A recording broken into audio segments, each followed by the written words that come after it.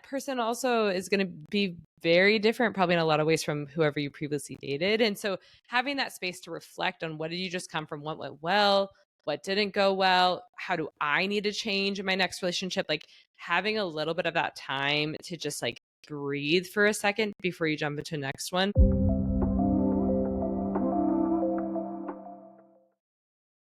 Welcome to the Christians Who Date podcast. I'm Andrea Alley, and I'm sitting here with Lauren Forney. We're never going to get this. And Kalli Christopherson. I'm wearing my cool band tee tonight. I'm wearing my band she's t-shirt. Super edgy. But I did call her a grandma earlier because she had glasses on and a Christmas mug. And she looked really cute. We all got our mugs earlier. Wait, do you guys still have your mugs? Yeah, mug. Here for the YouTube watchers, here they are. An incentive to go to YouTube. We didn't even try. But it's October 10th, so it's like getting kind of chilly with it being like 85 degrees here in California during the day. It's getting chilly.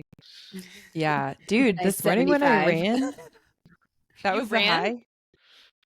Yeah, I don't know if anyone's heard on the podcast, but I've been running lately. I've heard about Andrea's running on the podcast. Oh my goodness, this woman runs?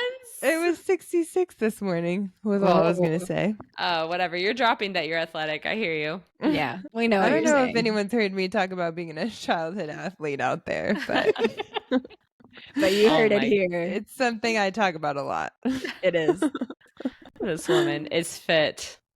But it's not my time to shine because Lauren actually has a story for us. Testimonial. I have a testimony. I finally rubbed off on her. Yep. So Andrea has really been influencing me with people just all the time, talking to her at coffee shops. And so last podcast I shared, I tried to go to a Starbucks and be present and available for people. And no one came and talked to me. But I was at a Starbucks 2 days ago, right after coaching, and I'm sitting there drinking my cold brew. And this guy comes up to me and he looks at me. He's like, Are you a coach or like a fitness instructor? And I was like, oh, he must think I'm hot for him to even say that. No, I'm joking. I was wearing coaching clothes. And I was like, yeah, I am. And I'm like telling him where I work and coach. And he was like, oh yeah, that's like so cool. So he's like asking me these questions about coaching. And he's like, oh, like I might like one day try to become a fitness instructor. I don't know why he said that. Cause I'm like, are you really like, you don't even go to the gym, you know? Like, so I was like, wait, he told you he didn't go to the gym? Well, he was like looking for one. So yeah. If you're looking for one, usually you're not at a gym. Yeah, I don't that's think. true. Yeah. So I was explaining like different certifications, but he then asking like, so what do you do like for work outside of that? Like other questions. And I was like, he's trying to get to know me. And his name's Calvin. Shout out to Calvin because he did a great job. Calvin, if you're listening, good job. We're proud of you. But I was like, in my mind, the only thing I was excited about was like, I can't wait to tell Andrea that someone out of the blue was talking to me. At a coffee shop. Girl. And so it got to a point where I was like, I'm going to go back into professional mode because I don't want to get to know him further in this way because he wanted to keep chatting. So I was like, oh, so yeah, like please check out my gym. Like here's the information and like kind of go into this like professional conversation. He's like, oh, okay, yeah.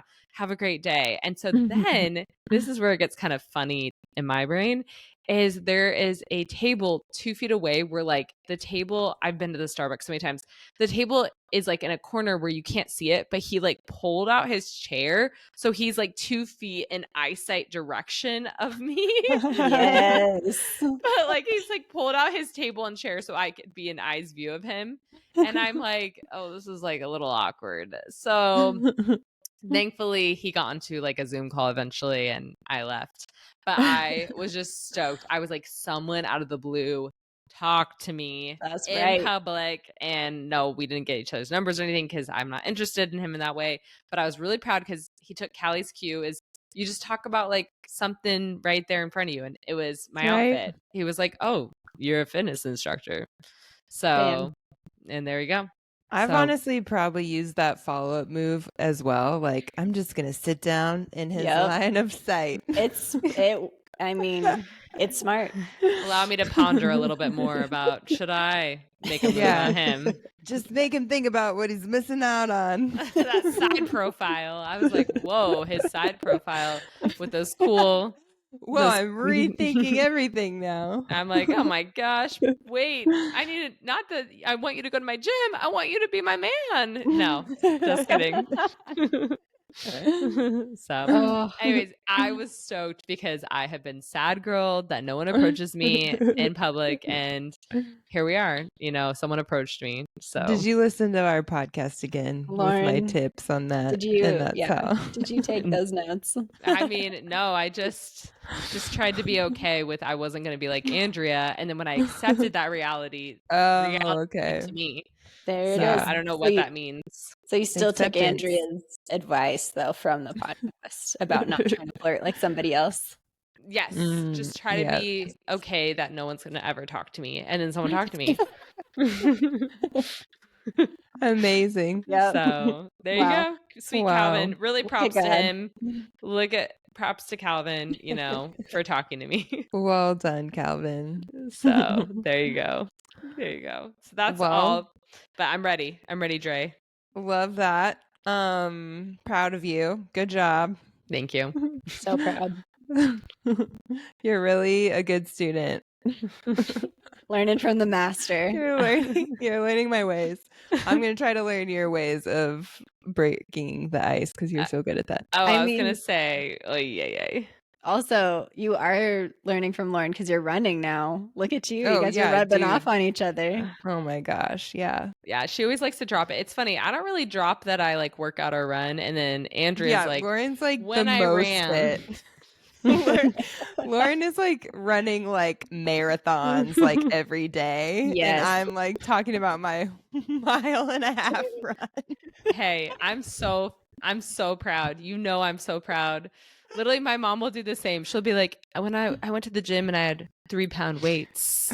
And I'm like, Mom, you are so strong. Like, oh my gosh. Amazing. I need to call Tammy. She's so proud when she works about this. She tells me every time she works proud. Out. I love it. I'm like all for it. So there you go. Oh man. Well, today we're not talking about working out on the podcast.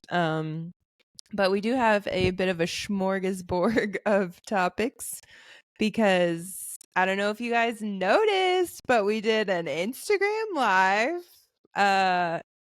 It's probably going to be like a few weeks ago by the time this podcast comes out and you're listening, but we did it recently with the Single Man podcast. Shout out to our new buddy. Another single friend. Our new, right. Carlton French invited us to join Instagram Live, and people sent in some questions, and we had like a few left over. So we decided, why not? Let's hit these leftover questions. Thanksgiving leftovers, it sounds like. Thanksgiving, yeah. This is your turkey sandwich of the podcast, if you will. One that we felt like was definitely directed at us was, how do you keep yourself grounded as a single man? Yeah. So we're gonna so silly. No, just kidding.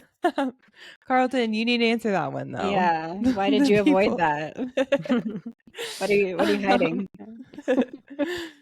Okay, but ones that we're actually gonna answer. First one. Is there a way to know if you're ready to be in a relationship? I can't tell if this one is like in general or after you've broken up. So maybe we can hit both. Yeah, I think that'd be good. Okay. So, yeah. I mean, I was ready since like age 6 to be in a relationship. Wow. It all started with Chris Ricehouse. Had a big crush on him in first grade, but he picked another girl. I saw him kiss her under the tree. Oh my goodness. Yeah, so sad. But to be like honest, I think like, at least personally, when it came to like when I think I've been more in a healthy place of being ready personally, what I would say if I were to say to other people and then looking back at myself, it's almost when I have been at those places of being really okay with being single has felt the healthiest when I've entered into dating is when I've been okay with like, okay, if I'm single for a while, that's fine.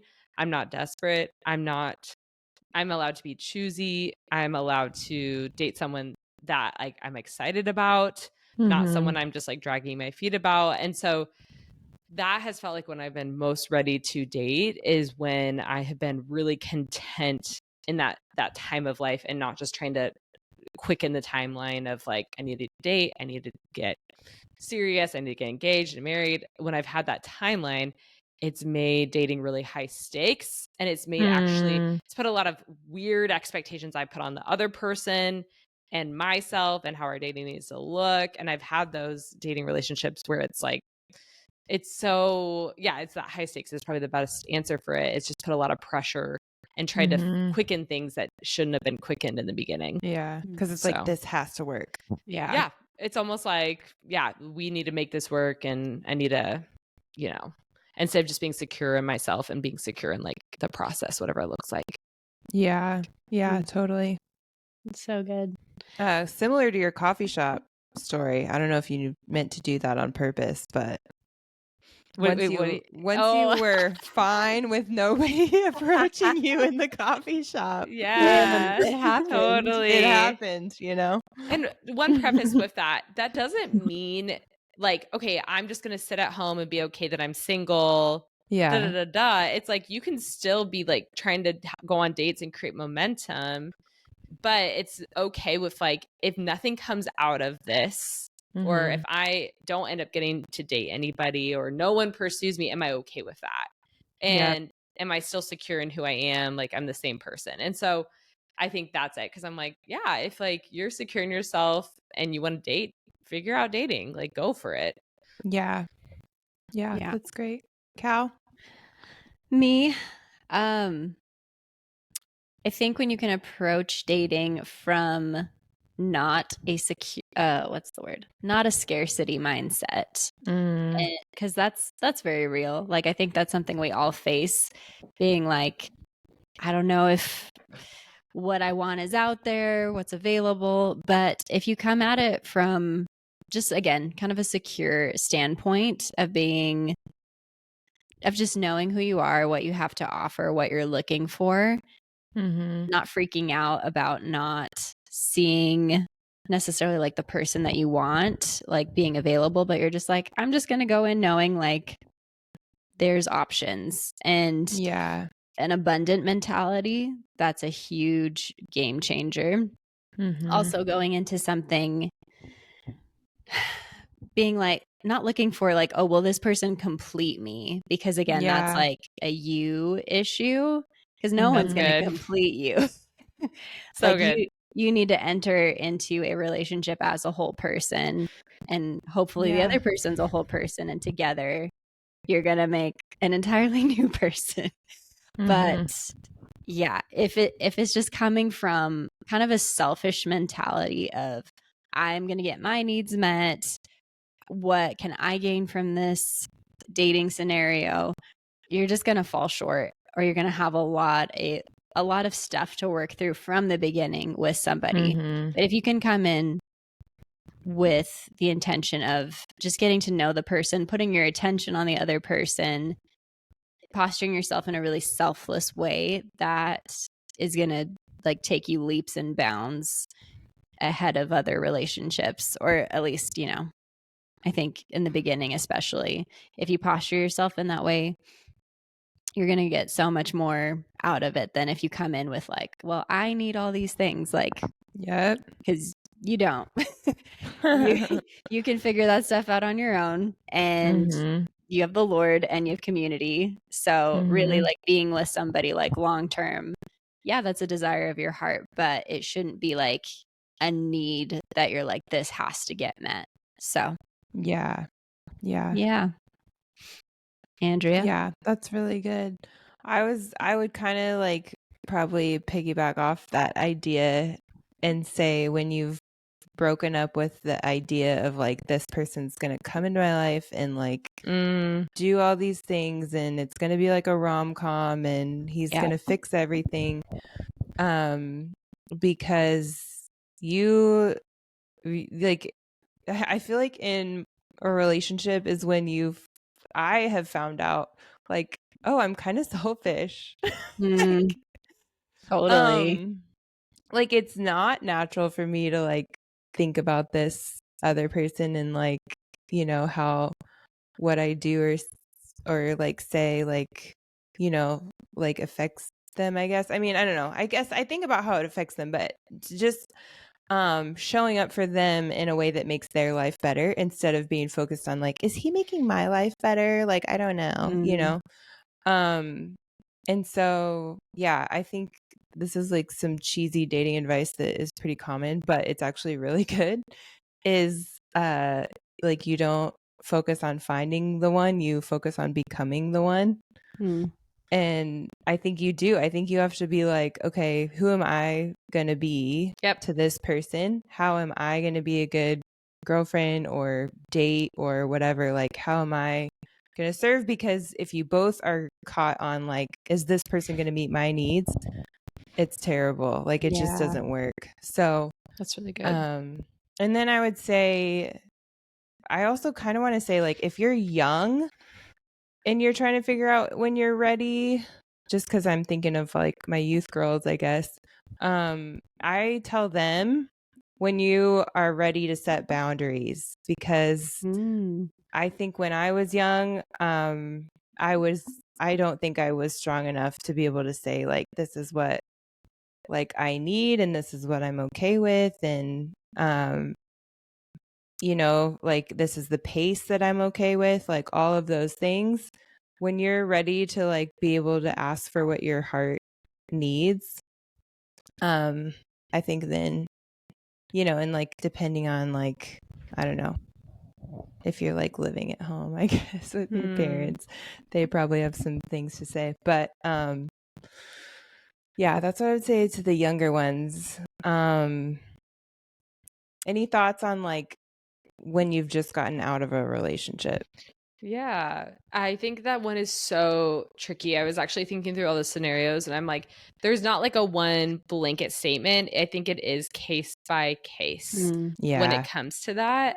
But a couple things that I've done to navigate dating after a breakup. I mean, it depends on the seriousness of the breakup that you just had and how wounded you are from it or how much healing you need, because heartbreak is devastating. It feels like a death. It's just like you feel depressed, whatever. So I have really tried to not jump into the next, because I'm like, I don't want to take this crap into someone else. And also I don't want to try to get that person to like distract me. I love being distracted from my pain.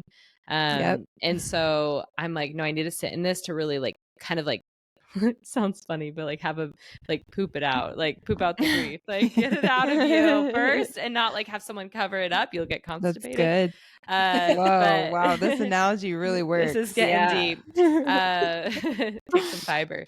No. So anyways, but I think it is like important is you go through a process of grief, because then you're not bringing as much into the next relationship. Now your next relationship could be used to bring healing from your grief before, but you don't want to put it on that person. And that is just like so unfair of like the pain or the trauma or triggers or whatever you don't want to put on that person. And that person also is going to be very different probably in a lot of ways from whoever you previously dated. And so having that space to reflect on what did you just come from, what went well, what didn't go well, how do I need to change in my next relationship, like having a little bit of that time to just like breathe for a second before you jump into the next one is, I think, so helpful. For me, my litmus test is, of course, that I'm not talking about them early on in the next dating phase. Like I'm not bringing up that person. And then I think for me, another one is that like, you kind of just know in your gut or your emotions if you're ready to like invest in that next person or not. Like, I think it's okay to maybe go on a couple dates after a hard relationship and know like, is my heart ready to start opening towards this person? It doesn't have to be fully there, but is it willing to be open? Okay, if it's not, then yeah, you probably just need to be honest with them, like, hey, I'm not ready to date. Or you might be like, oh, my heart is actually like really softening and it's like actually getting excited to date someone else again. And so that's, okay, I'm probably ready. And so those are a couple of things that's helped me. Yeah. Yeah, that's great. Any other thoughts, Cal, or should we go on?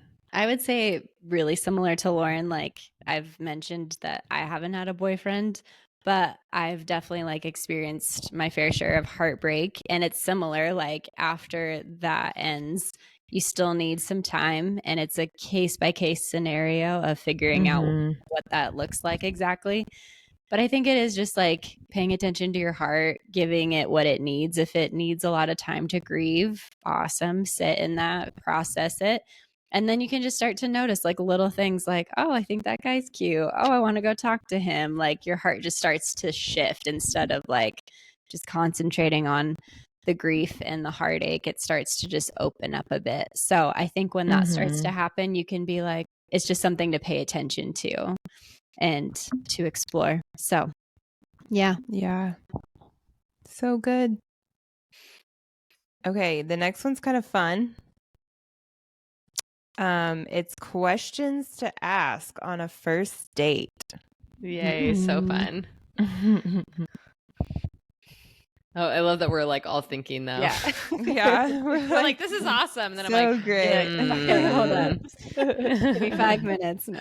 I know, because I feel like honestly, I ask some pretty standard stuff. Like I'm like, okay, what do you ask? Help the people. Yeah. Okay, so if I'm like sitting on a first date, I'll kind of ask like, okay, so like, what do you do for work? Like, where are you? Well, and then if you're like, if I'm in Austin, it's like, okay, how long have you lived in Austin? And what brought you here originally? And I think I kind of dig into like their story as much as I can. Like I'm really interested in like, what have you been up to like the last 5 years, you know? And yeah, I feel like we usually talk about work. And just what I kind of try to get an idea of like what their day-to-day life kind of looks like. And I do kind of try to see like if church is a thing, you know, like especially like I feel like if it comes up naturally, I usually try to go there because I'm just trying to get a feel for like how much of a part of their life that is, I guess. But yeah, what do you guys ask? Mine are very similar. I usually just start with where how they got to like Bozeman or wherever I'm at, you know, on the date. Depends, you know, all over the world. You know, Disneyland date. Yeah, It'd be awesome. What brings you to Paris? Oh my gosh. Oh man. And then it just kind of like, dig a little deeper, see where it goes from there. Like usually like family will come up and I also just, you know, I try to pay attention to like, I love to ask questions, but like, are they also good at asking questions back? Like, I think that that's really important, but it's also a first date and, you know, their nerves can be high. So there's a lot of grace, but just trying to dig a little deeper. I usually talk about God on the first date because I like it. I have to know. We gotta know. I can't just wait and find out later. I'm like, listen, that's just how I'm wired. But most of the time I've gone on dates with people where I already know that. So it's been on the rare occasion that I haven't known. So it's usually like, oh, talk to me about church and stuff. And it's just an easy thing to talk about. It's not this completely out of left field topic. But there have been a few times where I'm like, I don't know where you stand about this. So let's talk about it. So yeah, the Lord usually comes up pretty quickly in our chats. Can't help it. Can't help it. Yeah. I know. I feel like all three of us are pretty chill. Like we're not like weirdos that are like, if you were in Antarctica, like what are the three things? What are the three things you would bring with you? You know, like I don't like those things. It's like true. I don't like that thing, Lauren. What are you talking about? I don't like the things that like feel really like forced and unnatural. Like you're just like be yourself. Like I love when people are just being themselves. I mean, maybe there's definitely people like that. So I'm like, I'd be like, what's going on? This feels so forced. So but yeah, I'm like you all. I'm like, I love the get to know you. Is like the work. What do you like to eat in a day? Like, what's your favorite fast food restaurant? Like, where do you go to hang out with your friends? Like, Lawrence's Taco Bell. Yeah, I love and In-N-Out. Oh, I was thinking about In-N-Out that's earlier. true. We all I love In-N-Out. love In-N-Out. Guys out there, take us to In-N-Out. Yeah, take us, please. Yeah. Please. We'll date Definitely, you. please. So affordable. For the whole It family. is. It's so For true. the whole family.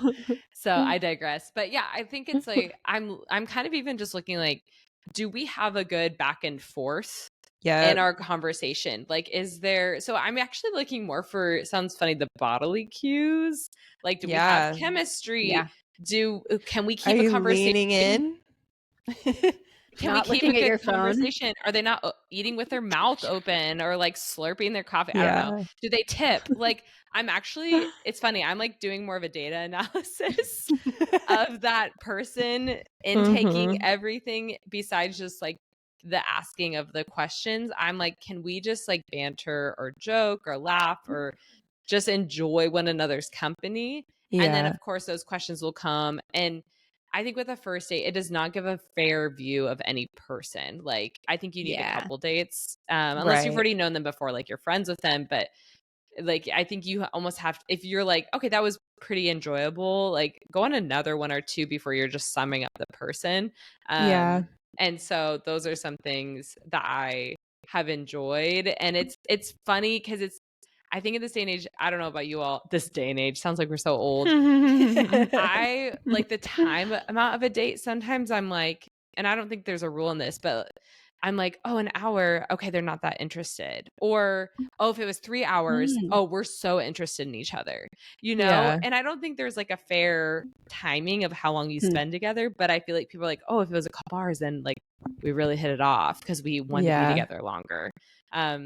I don't know what you all think about that. So I'm going past the questions to like a first date. No, it's good. I think it's funny because Andrea and I have a similar rule for this. It's like usually Let's hear it. On a first date, we'll give them at least an hour. That's like, kind of standard. And then, but one time I only made it to 50 minutes. I was going to say Andrea didn't make it once. So you knew. Which is so funny. I was like, I can't do it. I can't do 10 more minutes. I think even more than paying attention to like the amount of time, it's paying attention to how slow or fast time went. I think that's a big indicator for me. That's so good, Kalli. Because there's been some dates where I'm like, oh, it's been like probably an hour, and I look and I'm like, oh my gosh, we've been here for 3 hours. Or sometimes you're like, how long has it been? And then you're like, oh my gosh, time is crawling. So I think that's a really good indicator as well. Yeah. One more thing to say along with all this. We all three noted we didn't like talk about super vulnerable things. We all like love vulnerability. True, but I actually get a little cautious if someone's like crazy vulnerable. Yeah, that's happened to me before. I'm not sharing like huge life things. Like I might share like little pieces of life, but I'm not going super deep because the trust hasn't been built. So if someone's kind of outpouring their stuff like they would like a therapist or more things like what we should be talking more down the road, I get a little nervous unless it feels really authentic. Like where you're just like, actually, this feels kind of like normal. Like they're not trying to make me their therapist. They just like genuinely want to share it. So I don't know. I get a little nervous. They're like, tell me your life story. When did you know Jesus? Like, how much do you read scripture every day? Like, you know, you're just like, oh my gosh, like this is a lot. Totally. So those are my thoughts. And with that, I'm like, I like a little vulnerability. So there is room for that. But like you said, you can tell the difference between that and like trauma dumping on somebody. So there is a difference. But, Yeah, totally. I was going to say too, tip for the guys, every girl that I've talked to likes being asked questions. Say it again. If that is not a skill that you've built up in your life, build it up.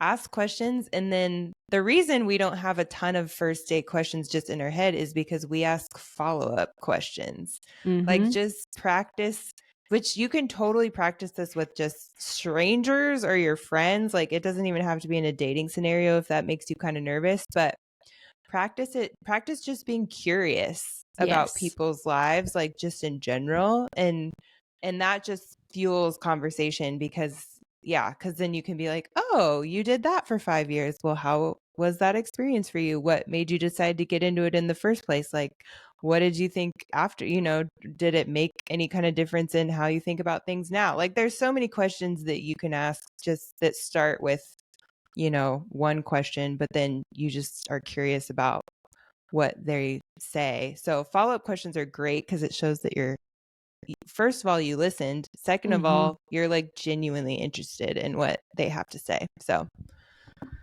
there you go, guys. Such Free a good tip tip for you. Take it to heart. Love the wisdom. Okay, this is the last question we're going to cover. We're going to try to keep it a little short today, but this question is long. So here we go. Okay, you read it first and then I'll say something. Where is the line drawn for you guys between we need to have a conversation about this and work through it versus I need to cut this person off and break up with them? What separates a non-negotiable deal breaker from a problem you engage with the other person to try and address? And this was from my friend. Is that right, Andrea? I believe so. Shout out to George. I know you're listening.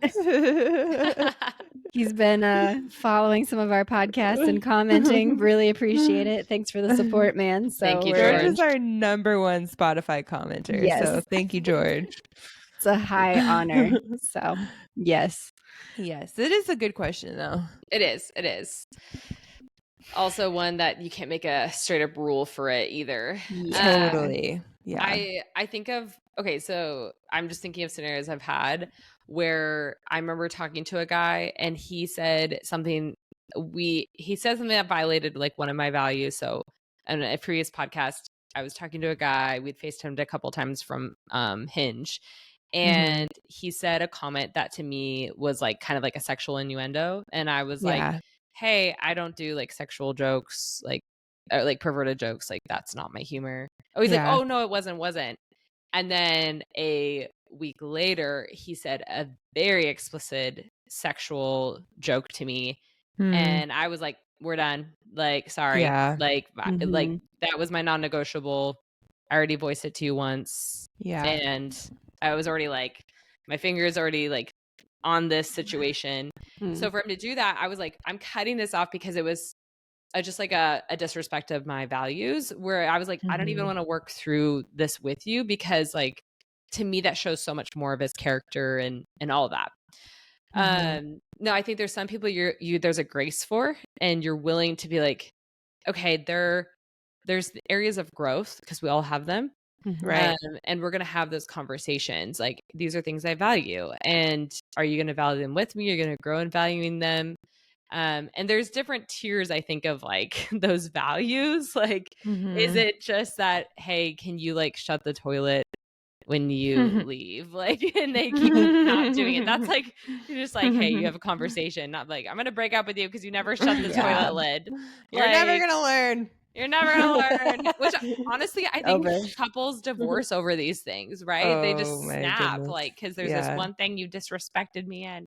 But I think you have to learn how to like have those conversations. Where do you compromise? Where are you willing to grow? And if that person is showing like, I want to grow, I want to get help, or I want to learn your ways, because that's part of dating is you're learning the back and forth ebb and flow of another human being that's so different than you. Then that's where I think you can negotiate and figure that out. I don't know. What are your thoughts? Cal, did you have something? Okay. Mine's still in there. You keep talking. Still processing. Yep. I think I was thinking like in my last relationship, I feel like I was trying to figure out what some of them were like as we were dating, because I knew faith was a deal breaker for me. Like I knew, okay, you have to like at least love Jesus and call yourself a Christian and be going to church and all that stuff. But we came from different church backgrounds. So I was trying to figure out like if that was a non-negotiable for me.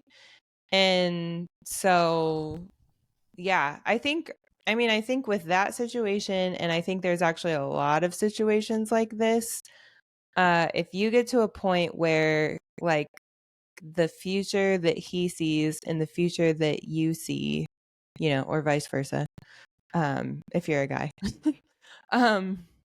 But the future that the other person sees and then what you see is just not like, you're just not on the same page. Like, and it's like, oh, somebody is going to be unhappy probably. Like, not that happiness is like the thing, but there is some level of like, you know, you kind of are headed in a direction and you probably have like a job or like kids or, you know, like there's just things that you imagine for yourself that are kind of a lot to compromise on. So, yeah, I think for me, I was kind of like, oh, I guess actually it seems like it is maybe a non-negotiable for me that someone is charismatic because I'm charismatic and I love the charismatic church. So, um, yeah, I think that was like an interesting thing because I can tend to be more like, oh, I can be flexible, like I can make things work.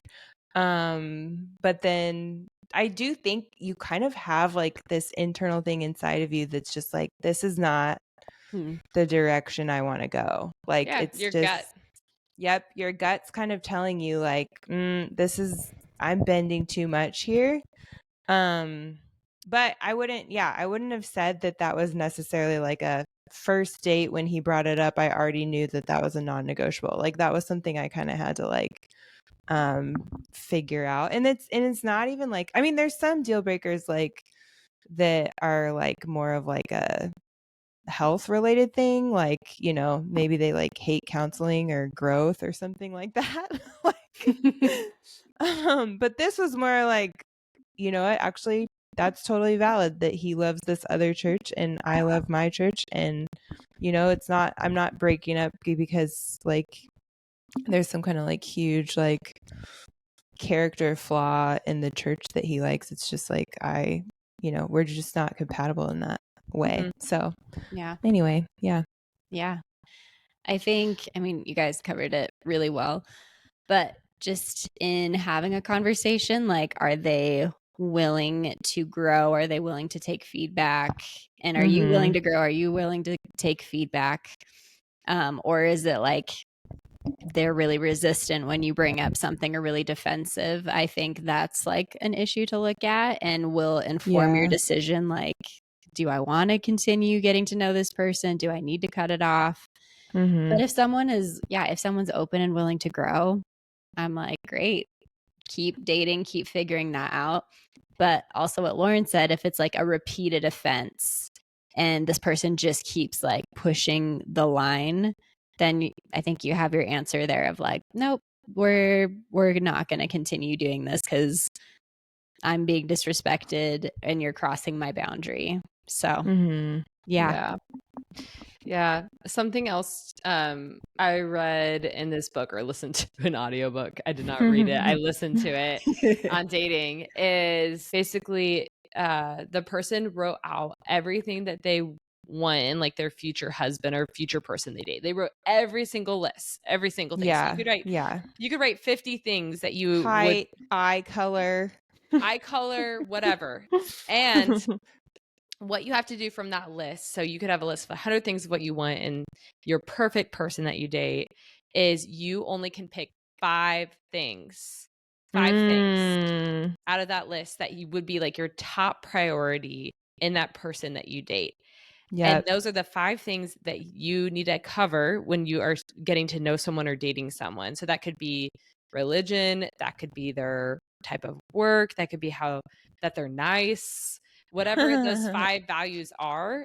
And basically you have to kind of let go of the other ones. And that doesn't mean that you need to have non-abusive, like in that, like crazy things. It doesn't kill. Right. Yeah. But Like you want someone to have good character. Probably everybody. Well, maybe not yes. everybody, but most people want someone with integrity. But integrity could be that. Like integrity could be one of those main values. But like that's really what you want in who you date. And I think that helps like kind of hone in for you of like, okay, are these people hitting like these really deep values of mine and you get to know that usually over dating. But I think that helps because I think we make these like huge lists. And I think I'm more on the end of like, don't just date or break up with someone just because you had like a hard day together, like I feel like we need a Yeah. little resilience when it comes to dating, of like, I'm gonna be on my period someday, so I might be a little bit more tired or like hangry, and like, are you gonna break up with me just because of that? Like, it's like, how do we get through harder times together and have good times? And so I think when you have more like a values based of like, oh yeah, there's like some values there, and then yeah, that's just a thought I was thinking about. Yeah. Can I talk about one of my deal breakers that Please. kind of like I softened on? Yeah. Yes. So I'm The national tall. treasure. National treasure is still a deal breaker. That's in my top 5. Wow. Anyways, okay. You're tall, But apparently. I'm tall. That's another thing I like to brag about besides running. No, just kidding. I'm tall. I'm 5'11". And so for the longest time, I was like, I need someone taller than me. But I realized that actually I don't think I need someone taller than me. I think I do think like I couldn't probably date someone like way shorter, but I did notice like, oh, actually if a guy's shorter than me, but he just like, it doesn't really bother him, like he loves that I'm tall and he is fine with like the height difference or whatever, and it's like a non-issue, then actually it's fine. So Yes. it's kind of like, I think some of your non-negotiables you could dig a little deeper and be like, what's at the root of that? Like, That's is it good. really that I need to be shorter, or is it that I just need to feel like attractive and like confident next to the person that I'm with? Because Yeah. yeah, I don't know if you guys. That's yeah. really good. Mhm. Yeah, that was a Thank perfect you. example. Thank you. Perfect. Knocked it out of the park. And also, don't date a killer. Yes. Yeah, Sorry. that's one of mine too. Right under national treasure. Non-negotiable. Andrea, the people voted on that and they voted for national treasure. So don't know what to tell you. Yeah, well, Nicholas I feel Cage. like I wasn't on Instagram trying to swing the vote enough. So Enough, but you were trying. The people spoke. That's how it works in America these days. Oh my gosh. Okay. Oh. Any last thoughts, guys? Any last thoughts on these questions? I don't think so. I think I said what I wanted to say. Okay. Yeah. Yeah. Me too. Me too. That's perfect. It's fun answering them. Great. I think that answers those questions. And send in more questions. We love getting questions. It helps us. We want to be able to speak into like what you're actually wondering out there. So feel free to like DM us, or you can Facebook message, comment on Lauren. Spotify like George. Yes, George. Or contact Lauren's LinkedIn. LinkedIn, That's LinkedIn, her number one please. spot. or Actually, Facebook Messenger. My new goal is to get a question about the podcast on Lauren's LinkedIn. Please. I would love it. LinkedIn It is Lauren. a business profesh connect. Love it. Just love all the non-professional ways we use Lauren's LinkedIn. Oh my gosh. So wild. Anyway, love you guys. Thanks for joining us. And we will see you next time. Bye. Bye. Bye.